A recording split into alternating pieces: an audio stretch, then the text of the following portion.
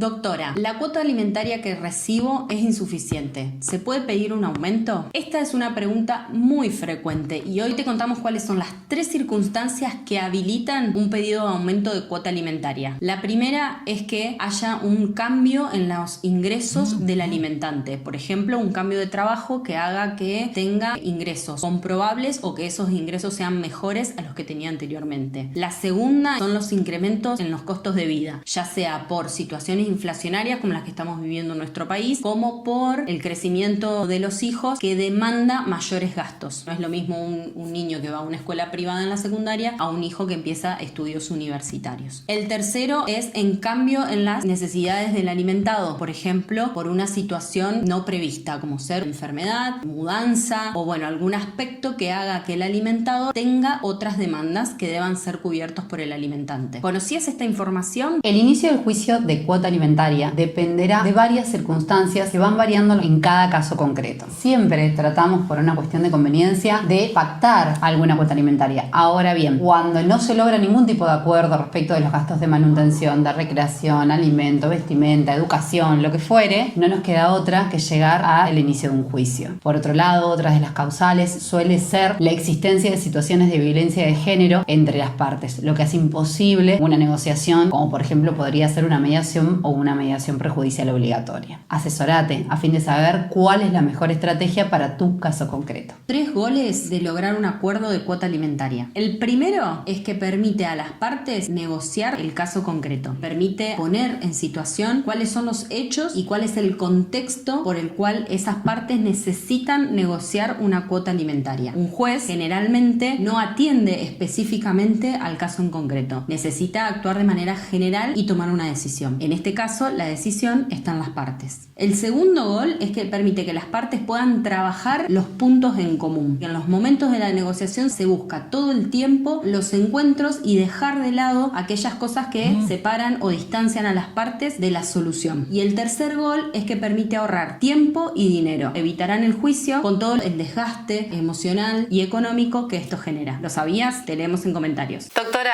¿la colonia de vacaciones entra en la cuota alimentaria? A nuestro entender es un gasto extraordinario. Por ende, no entra en la cuota alimentaria que se paga todos los meses. Este pago puede pactarse entre las partes, ya sea pagar a medias o que quede a cargo de uno de los progenitores. ¿Cómo lo organizaste en tu caso? Contanos. Gastos en listas escolares, uniformes, calzados. Esto es lo que llamamos gastos extraordinarios. Es decir, que no se producen con frecuencia, pero sí en momentos puntuales del año y que deben ser afrontados. ¿Quién cubre estos gastos extraordinarios? Por lo general, este tipo de gastos debe ser cubierto mitad y mitad por cada parte. El 50% por el alimentante y el otro 50% por el otro progenitor. Pero se puede acordar algo diferente. Por ejemplo, que una de las partes se haga cargo de la totalidad de dichos gastos o que una de las partes afronte dicho gasto en su totalidad y luego solicite el reintegro de ese 50%. ¿Ya adquiriste nuestra primera edición del curso de cuota alimentaria? Contactándote con nosotras puedes adquirir tu curso de cuota alimentaria al que vas a tener acceso de manera inmediata. Son 4 clases grabadas con material disponible y acceso permanente al foro de consultas. Sumate a esta formación en precio super off. Te permitirá contar con herramientas prácticas para el ejercicio en derecho de familia. Te esperamos. Escribí info en comentarios y nos pondremos en contacto con vos.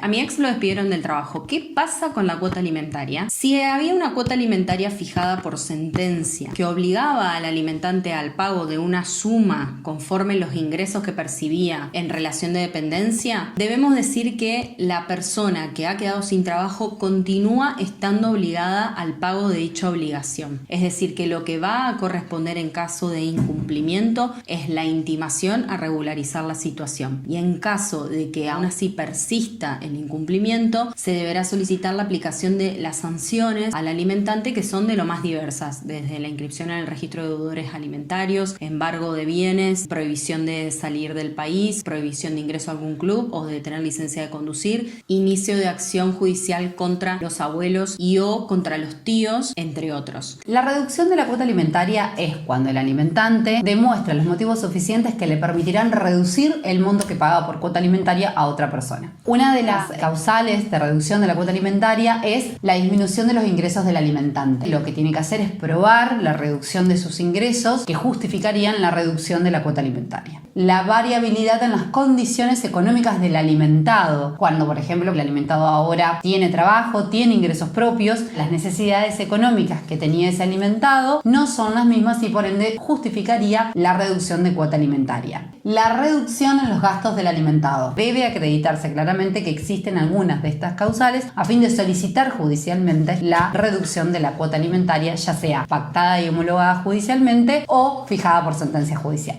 ¿Lo sabías? Tenemos. Cuota alimentaria y discapacidad. En nuestro país existe, además de la normativa general que prevé el derecho de niños, niñas y adolescentes de recibir una cuota alimentaria, también se encuentra vigente la Ley de Protección Integral de los Derechos de Personas con Discapacidad, que establece el derecho a recibir vivienda, educación, vestimenta, recreación, todo ello acorde a su situación y a su desarrollo. Existen diversos fallos judiciales que han hecho lugar al planteo judicial respecto de la extensión de la cuota alimentaria por sobre la edad fijada por el Código Civil y Comercial en los casos de personas con discapacidad. Es decir, que lo que se tiene en cuenta es sostener el sistema de apoyos que esa persona necesita para así poder dar garantía del cumplimiento de sus derechos y de todas sus necesidades. ¿Conocías esta información? Resolve hoy aquello que tanto te preocupa.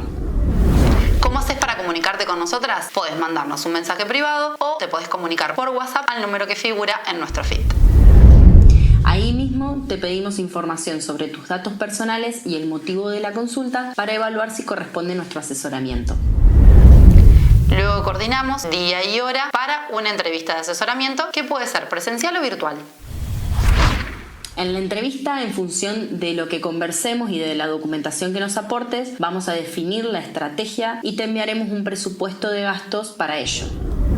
Si estás de acuerdo, avanzamos con el armado del legajo y la ejecución de la estrategia que hayamos previamente decidido.